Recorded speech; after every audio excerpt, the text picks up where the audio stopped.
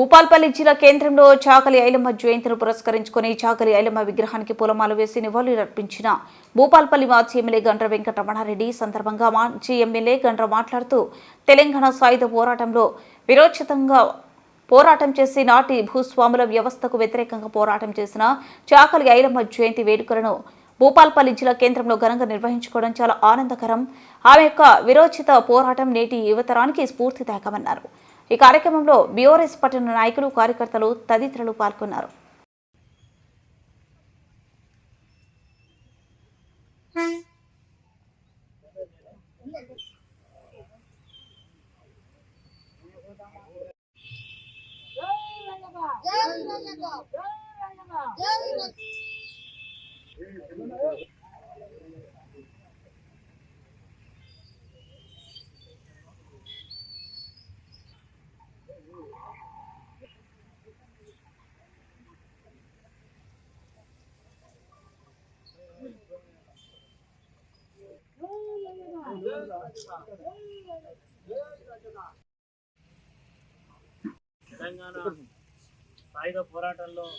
తెలంగాణ సాయుధ పోరాటంలో వీరోచితంగా పోరాటం చేసినటువంటి ఆనాడు భూస్వామి వ్యవస్థకు వ్యతిరేకంగా, నిజాం నిరంకుశ పాలనకు వ్యతిరేకంగా పోరాటం చేసినటువంటి పోరాట యోధురాలు చాకలి ఐలమ్మ గారి 130 జయంతి సందర్భంగా ఈరోజు ఆమె యొక్క జయంతిని ఎంతో ఘనంగా భూపాల్పల్లి పట్టణంలో జరుపుకోవడం చాలా సంతోషం.